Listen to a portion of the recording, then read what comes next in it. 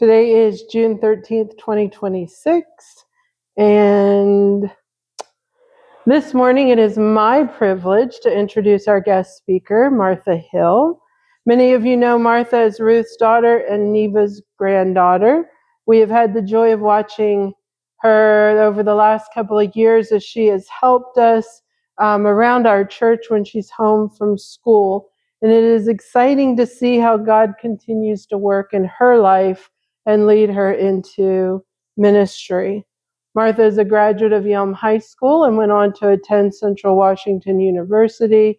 And while she was there, she became involved in an organization called Chi Alpha, where she has grown in her faith, developed a heart for reaching college students, and discovered God's calling on her life.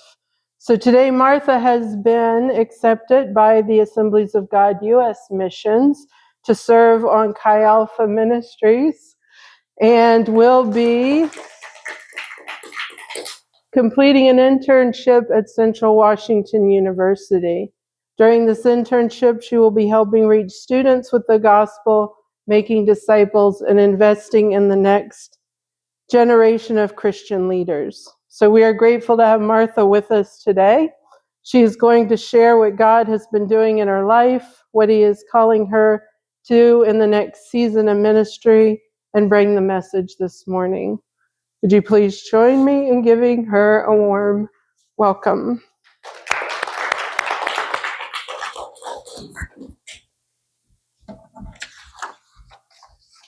So as Pastor Sam said, I'm Martha. Hello.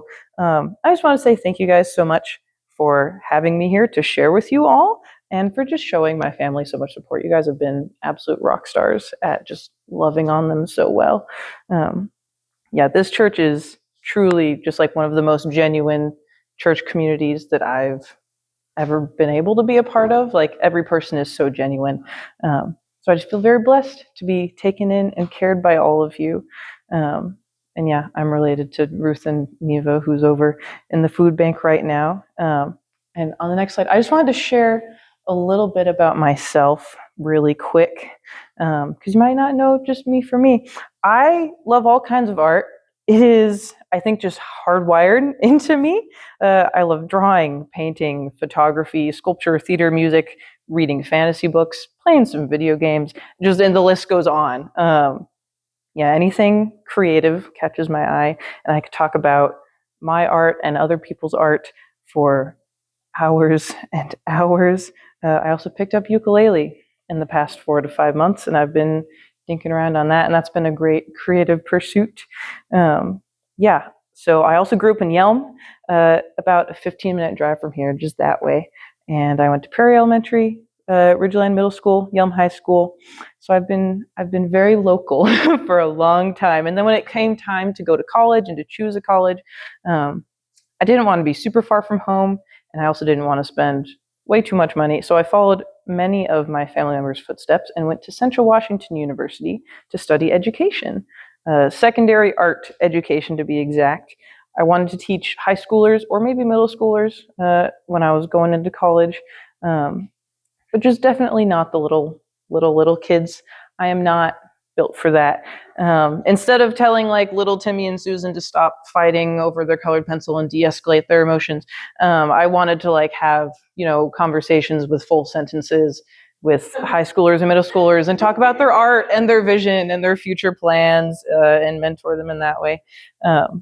So I was a student at Central for 4 years, and I got involved in this Christian group called Chi Alpha Christian Fellowship in my first year. And yes, you might think that it sounds like a fraternity or a sorority. It's not.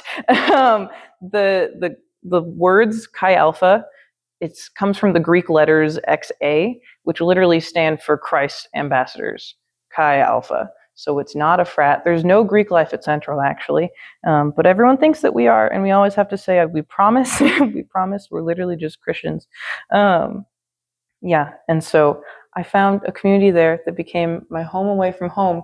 Here's some lovely pictures of the girls that I've been actually living with for the past 2 years. We have this like community girls' house where currently there's 7 of us. at this house. Next year, we're going to have 8 of us living in this massive house together. We all rent it. We decided to name it the Cornerstone Cottage because it's like a little bit of Jesus-y, and cottage is just cute. Yeah, and these ladies have become some of my closest friends, definitely. I love that this picture. This is Claire. I'll talk about her later. Notice that there's like, oh, how old was she? 21 or 22 candles in that tiny slice of cake that we shoved. There's some in the sides. Yeah, it was great.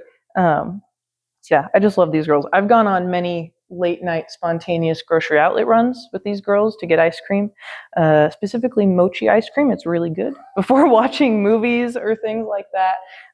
I've also gotten to practice like really healthy vulnerability with these girls and just had really long talks about all the things we're going through because we've just built so much genuine trust from being in the same community and living together.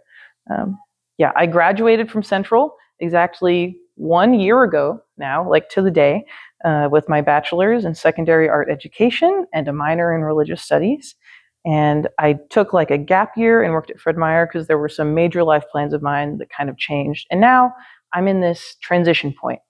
Like, what do I do with my life now? I've been graduated a year, and I'm not like at Chi Alpha. It's for college students. We don't just let people hang around. It's like we're preparing you to like be a Jesus follower that goes out into another community, basically. And so we don't want people hanging around that are like way past being a student. So the obvious choice would be to go into the workforce and start substitute teaching and look for a full-time teaching job, right? Yeah, but I'm actually not doing that. Why in the world would I do that? You're allowed to look at me like I'm crazy. It's okay. I'm in the prime of my life. I should be looking for a reliable career, an apartment, while I'm saving to buy a house. I should be looking for a husband to start a family, and the list goes on, because that's the American dream, right? And I'm not saying that there's anything inherently wrong with that.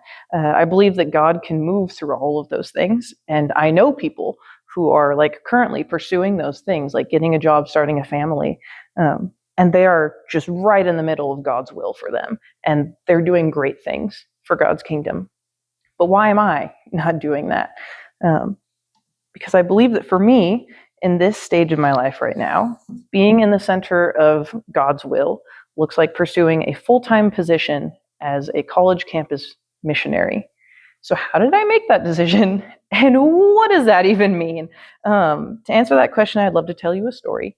On the next slide is just a picture of Central, I think, the place where all this happened. And yeah, I was raised in a Christian household in Yelm, 15 minutes away from here. And all the way through high school, I would say, a lukewarm and apathetic Christian. I believed in the morals that Jesus taught, and I was pretty sure that I believed in God, but I didn't live my whole life for Jesus, and I also didn't even know that I could have a personal relationship with him. So then I moved to Ellensburg to go to Central Washington University, and my parents tell me, go find a Christian community to get involved with. It'll be good for you. And so I was like, okay, I'm going to do what my parents say, and I go to this club fair, which is a bunch of student clubs that are lined up on a main walkway. If you look really closely, that walkway is where it happened. And it's just like a main walkway where a bunch of foot traffic is. There's a bunch of these student clubs that have tables and like trifold displays, and they're standing there trying to get people involved in community. I'm looking for something that says Christian, and I see this, okay, there's a massive tent. It's like a big canopy thing. It's black. It's got like massive loudspeakers that are blaring music that you can hear from like hundreds of feet down the road. And it says Resonate Church. And I'm like, okay, it says church, but it's really scary and I don't want to go over there. And so I walk away from it and I keep walking down the street, and there's this little white fold-out table, and there's a clipboard on it that says sign up sheet, and there's 2 people just like with really casual dress standing behind it, and the sign says Chi Alpha Christian Fellowship, and I'm like, okay, these are my people. These people are much less scary. So I go up and talk to them, and they're like, yeah, we have like large group and small group. You should come on Tuesday to our large group service. And I was like, okay, and I got their little flyer and I went back to my dorm. And then when Tuesday came, I show up at the building on campus, where they have this large group meeting, and I go and I sit down in the back row, and there's a girl that sits next to me. Her name is Cruz, and she says, "Hey, what's your name? I haven't seen you around here before." She introduces herself to me, and we sit in the back row together because she says, "Do you want to move up to where my friends are sitting?" And I say, "No, I'd actually just like to sit back here." And she says, "Okay, I'll sit with you." And then she invites me to her small group. I learned that she co-leads a women's small group within Chi Alpha with another lady. And so I start going to the Tuesday night large groups, small groups, and just getting involved in community. I remember that first Tuesday night that I went to, I was really taken aback because I saw people that were my age, like raising their hands in worship like they meant it, like they actually wanted to be doing that. They were also at a church service and their parents weren't telling them to be there. And I was like, okay, this is really weird because I grew up in a church where it was mostly old people. There were maybe 5 kids, and one of them was my friend, and I wasn't really friends with any of the others. So when I saw, people my age in Chi Alpha, start to pursue me, and they wanted to ask me what God was teaching me, it really surprised me.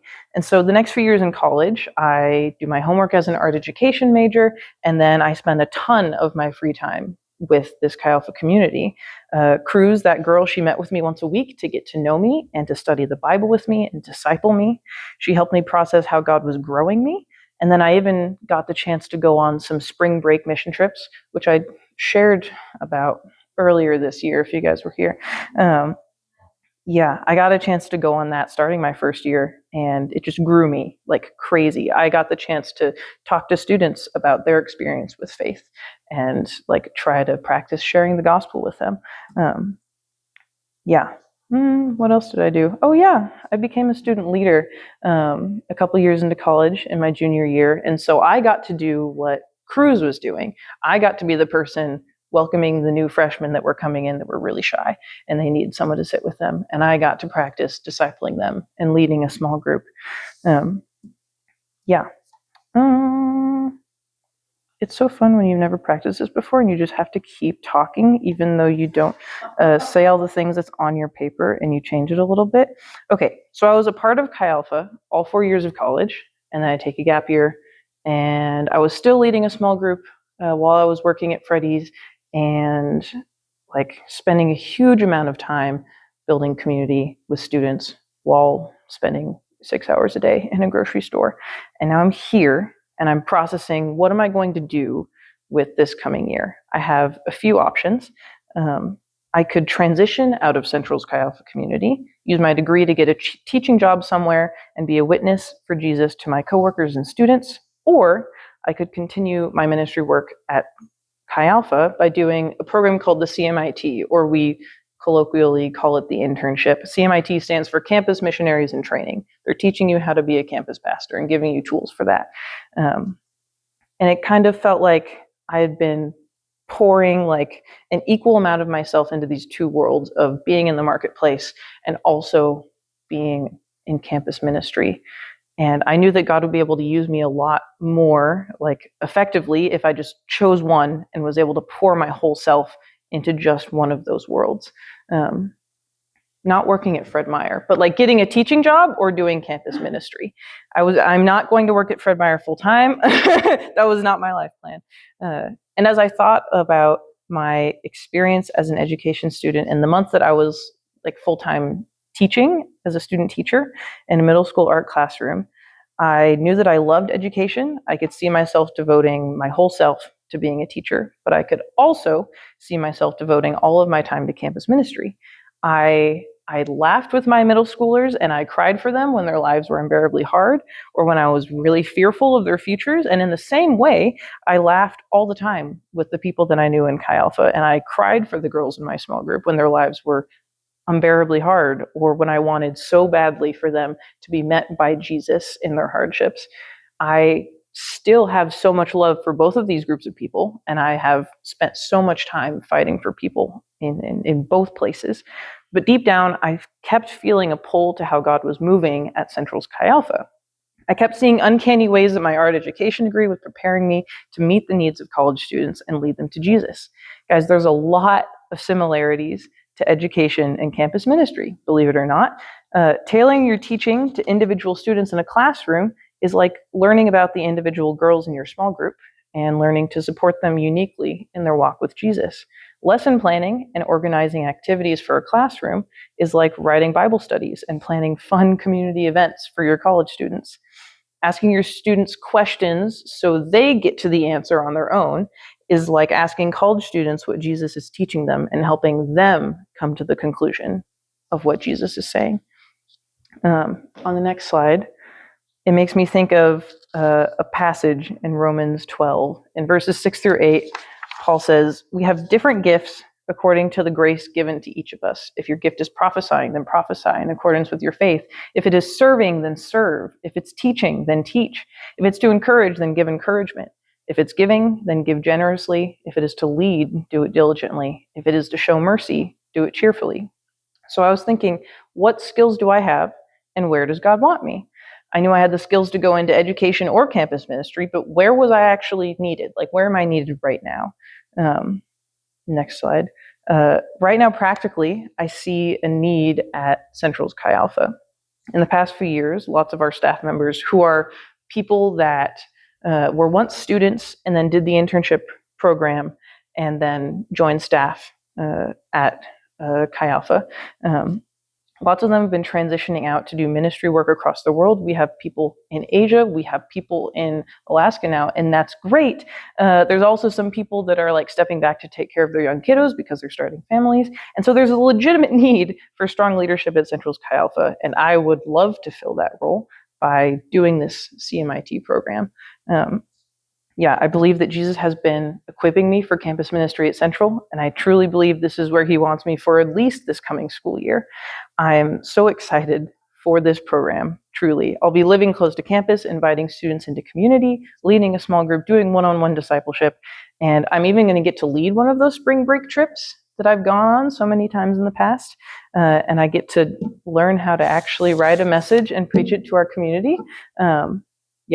So that's my story of how I've come to this point. But why am I so passionate about this whole college campus ministry thing?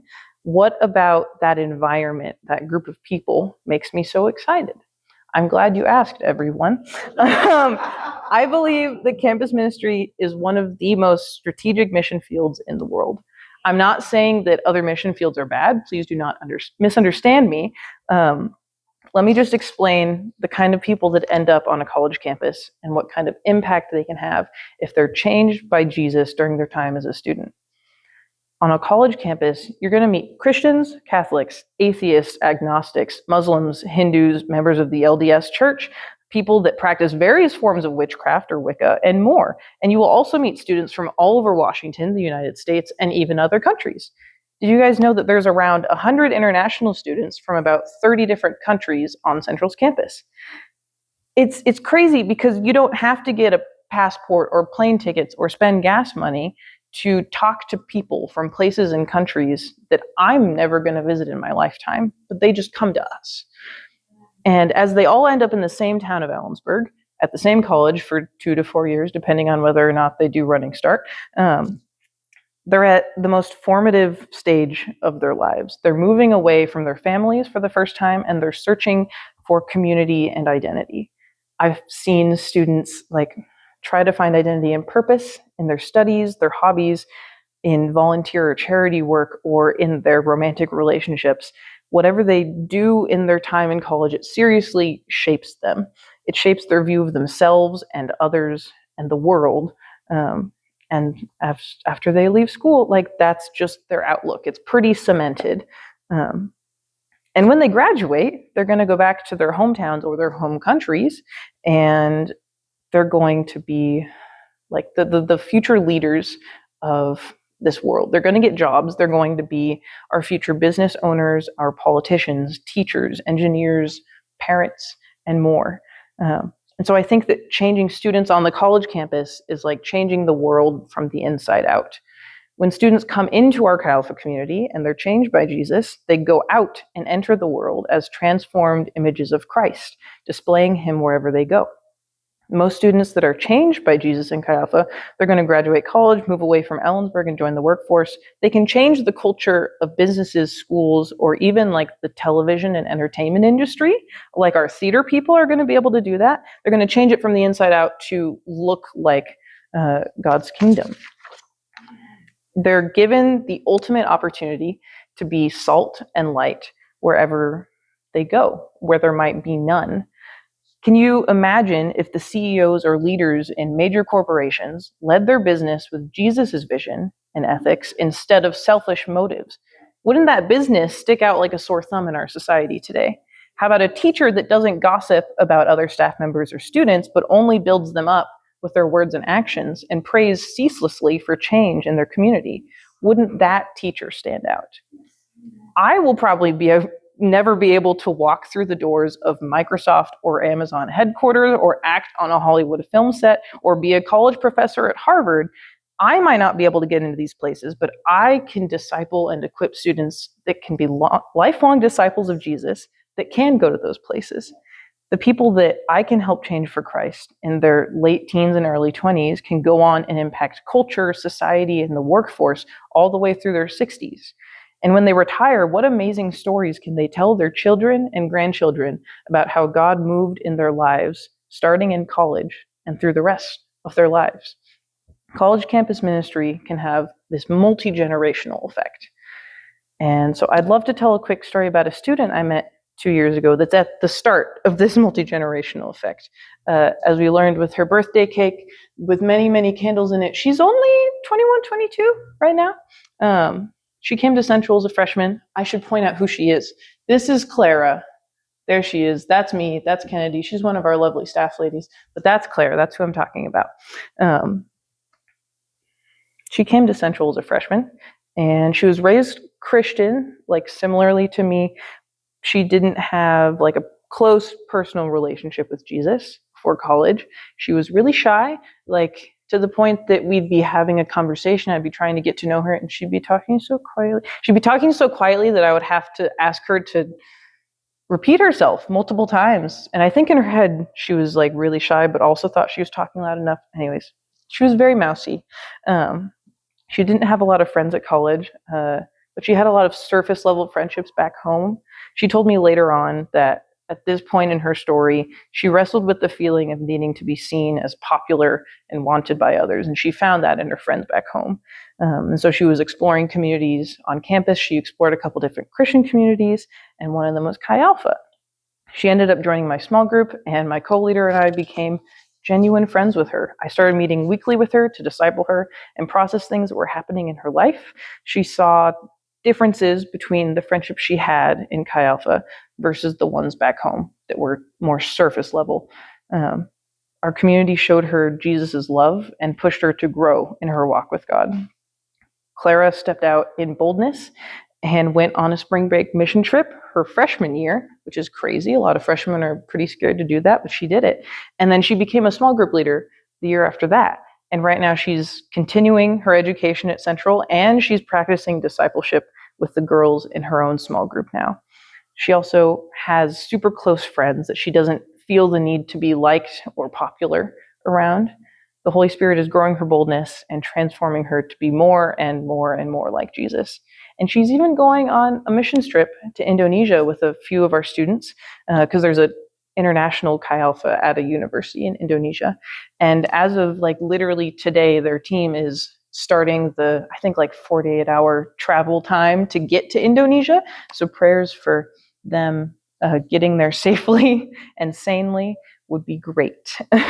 So yeah, that's just one example of how Jesus has helped me make a disciple in this Chi Alpha community that's going to go on to make more disciples.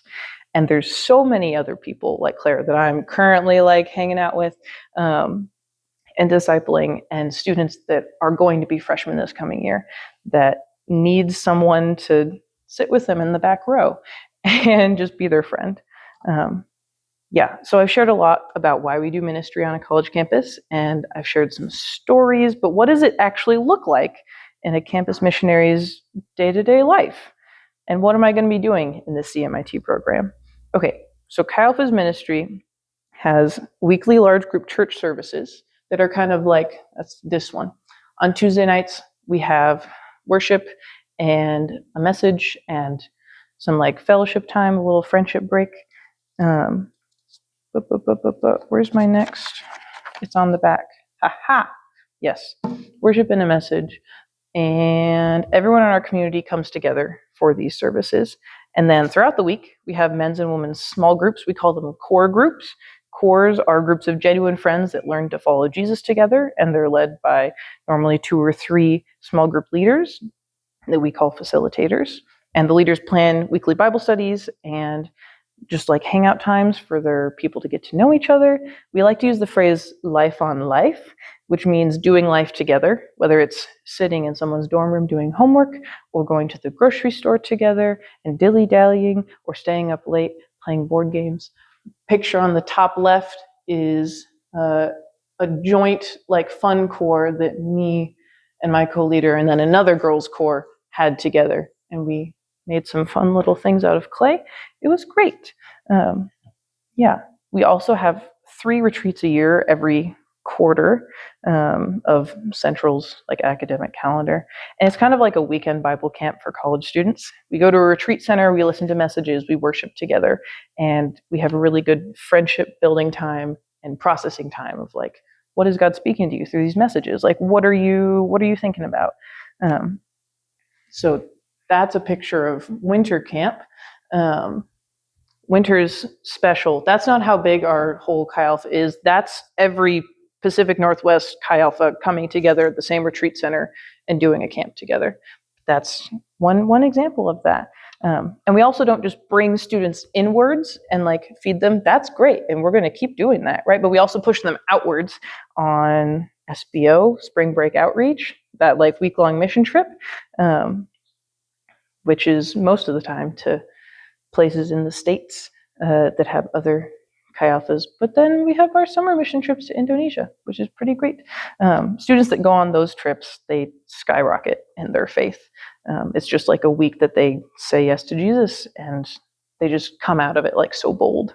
I could tell you about fun community events or the time that our students came together to support the poor and needy in Ellensburg at a cold weather shelter.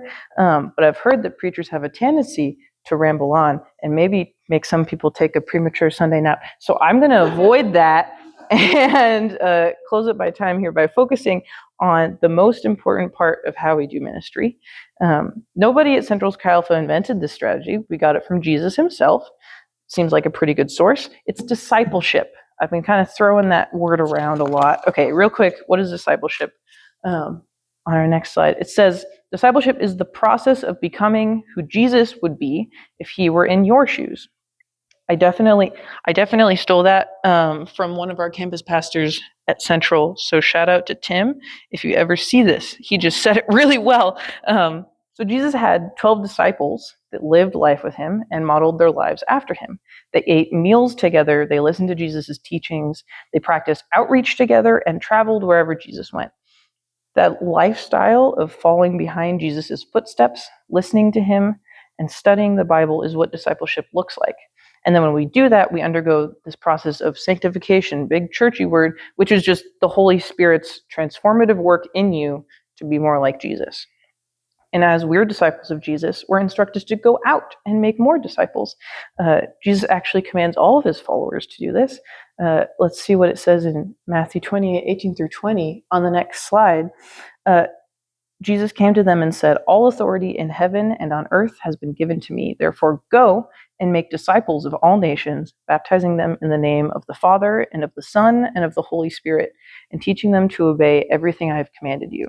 And surely I am with you always to the very end of the age."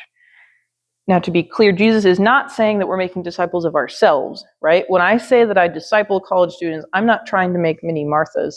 I'm trying to help Jesus make more mini Jesuses, right? So when I say I disciple people, I mean that I'm building relationships and trust with people so I can facilitate spaces of discussion where I help them process what God is teaching them.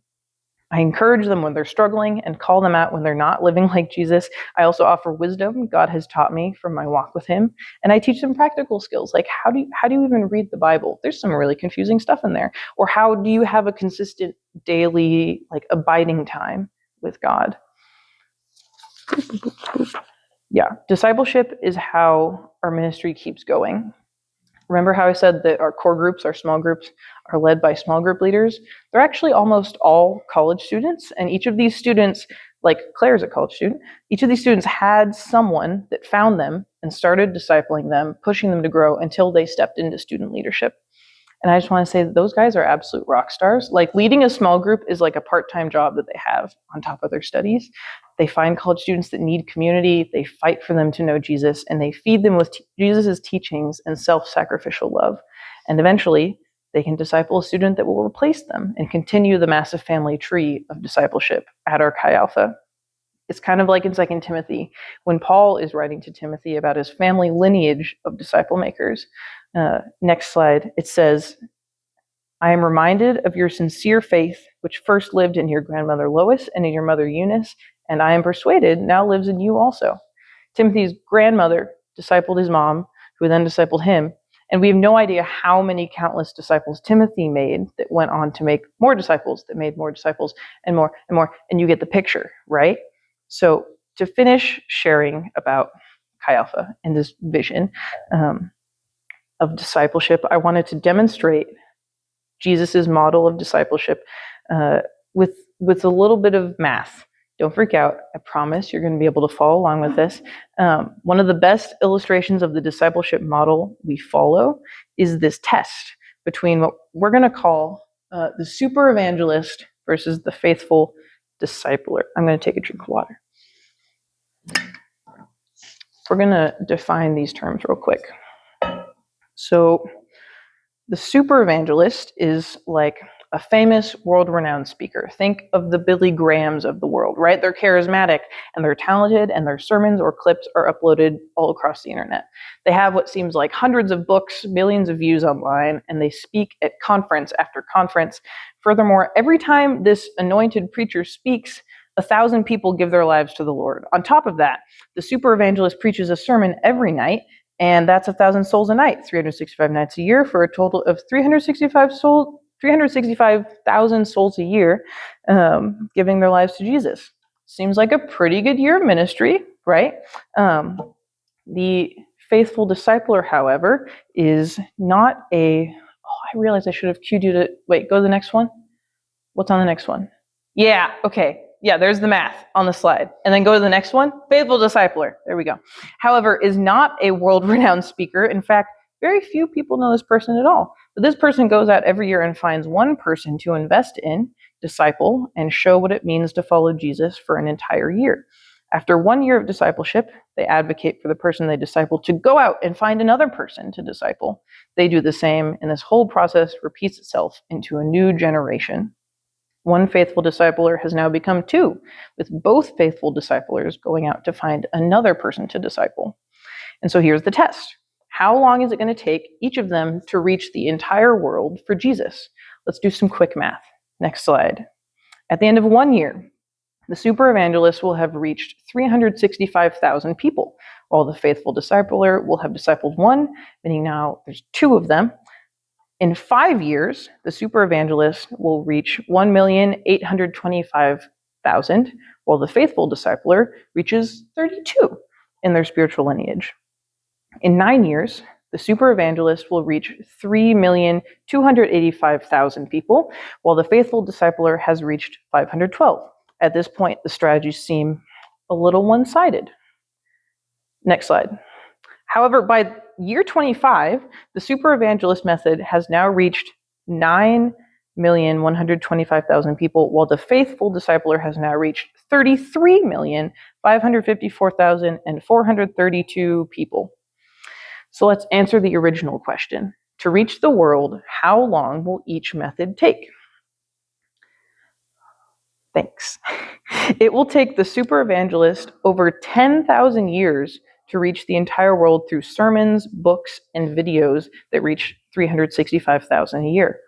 Unfortunately, the super evangelist will have been dead for approximately 9,900 of those years, and the faithful discipler is going to reach the entire world for Jesus in 32 to 33 years through the strategy of discipleship. That it's a disciple that disciples another person to make more disciples, all while the previous disciples are doing the same thing. Is this sinking in yet? Are you grasping the strategy here? So this comparison is not to bash the Billy Grahams of the world. No, we need those people, but most of us are probably going to be like Moses, who told God he didn't want to speak to the crowds. Not all of us need to know how to speak to the crowds, but all of us do need to know how to speak to the one about our King. Truly, the method of multiplication will win the world faster than the method of addition. This is what Jesus was initiating when he gave the Great Commission to his disciples, to make more disciples, training them, equipping them, teaching them everything I've taught you. Are you seeing that multiplication through discipleship is the plan of Jesus to reach the world? And are you also seeing how being a faithful discipler is our call as Jesus followers? By investing in the few, we can reach the many. Amen. Let's think of the 12 disciples of Jesus for a moment. Take Peter, for example. It was the lesser-known Andrew who introduced his brother Peter to Jesus. This Peter would heal people, lead people, disciple people, and preach to thousands. He would become someone like the super evangelist combined with the faithful discipler. But there's no Apostle Peter without Andrew first introducing him to Jesus. The gospel always moves along relational lines. Real change tends to happen through relational investment over time. Next slide. Or you can keep looking at the numbers. It's just Chi Alpha again. Okay, in the CMIT program through Central Washington's Chi Alpha, I'm going to be stepping into this long line of disciple makers. I'm going to be living in Ellensburg, close to campus, at the girls' house that I mentioned earlier, inviting students into community. I'm going to continue leading a small group Bible study, as well as meeting with students one-on-one to disciple them and be genuine friends with them. I'm going to be spending intentional time on campus every week, doing outreach like tabling, where I can have conversations with students about faith, or just casual conversations, getting to know them. And I'm going to be doing also a lot of like intensive study on like theological books and commentaries and other things. So I'm going to develop a much deeper understanding of the Bible than I already have. And I'll be leading one of those spring break outreach trips, which is just this supercharged time to pour into people, because you just have a whole week with students, right? Now, all of that starts in December, but this summer I'm raising support for the CMIT program, because a crucial skill to have as a missionary is knowing how to fundraise your personal budget. This is super important because if I was working a job in Ellensburg, my time would be split in two places. It's just so much harder to live life with people when you spend 6 hours in Fred Meyer every weekday. Trust me, that was my whole life this past year. And it's very hard to be friends with people when you're stuck in the grocery store. So this summer, I'm meeting with friends and churches and creating a team of people that will partner with me in prayer and finances.